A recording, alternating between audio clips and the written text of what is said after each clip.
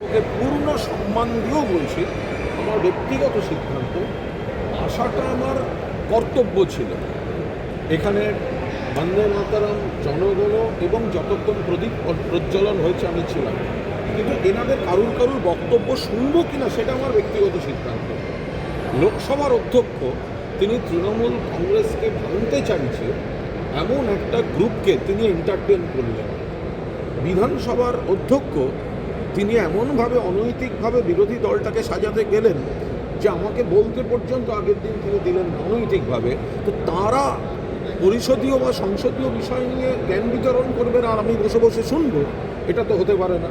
আমার আসাটা উচিত ছিল, তার কারণ হচ্ছে এটা বিধানসভার পক্ষ থেকে এই অনুষ্ঠানটি করা হয়েছে, আর আমি সেই জন্য এসেছি।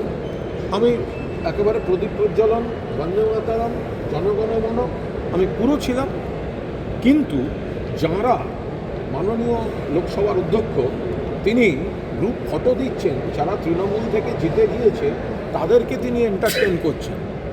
মাননীয় বিধানসভার অধ্যক্ষ তাদেরকে আমি অধ্যক্ষ পদের জন্য আমি সম্মান দিচ্ছি, তাদের সম্মানেই কিন্তু আমার আশা। তবে তো আমি না এসেই এটা করতে পারতাম। আমি এসেছি কারণ ওরিয়েন্টেশন প্রোগ্রাম, মাননীয় ওম বিড়লা এসেছেন, কিন্তু লোকসভার যিনি অধ্যক্ষ তিনি একটি গোষ্ঠীকে সেখানে এন্টারটেন করছেন, তৃণমূলকে ভাঙার চেষ্টা করছেন, যেটা ইলেকশন কমিশন দিয়ে বিজেপি চেষ্টা করেছে।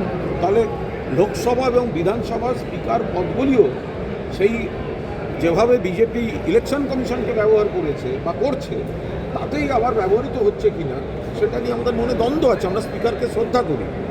বিধানসভার অধ্যক্ষ তিনি সম্পূর্ণ অনৈতিকভাবে একজন বহিষ্কৃতকে দিয়ে বিধানসভা সাজাতে চাইলেন বিরোধী পক্ষ, যাতে তার চালাতে সুবিধা হয়।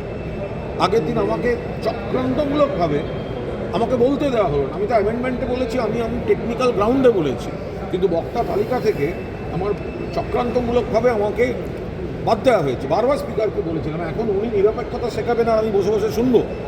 আমি সেই কারণে it was my duty to attend this session and it is my decision whether I will listen to them or not, and this is my personal decision.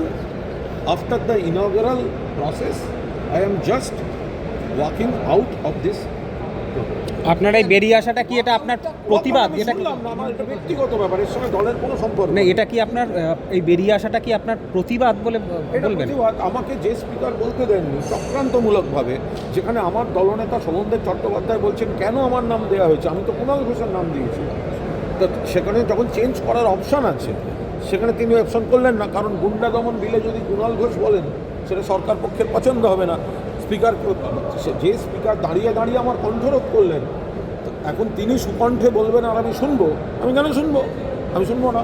কিন্তু আসাটা আমার উচিত ছিল, সংসদীয় বা পরিষদীয় যে পদ্ধতি তাতে আমার আসা উচিত ছিল, কারণ এটা একটা ওরিয়েন্টেশন ক্যাম্প এবং মাননীয় লোকসভার অধ্যক্ষ আসছেন, মাননীয় মুখ্যমন্ত্রী আসছেন, মাননীয় রাজ্যসভার ডেপুটি চেয়ারম্যান এসছেন, রাজ্যসভার চেয়ারম্যান এসছেন,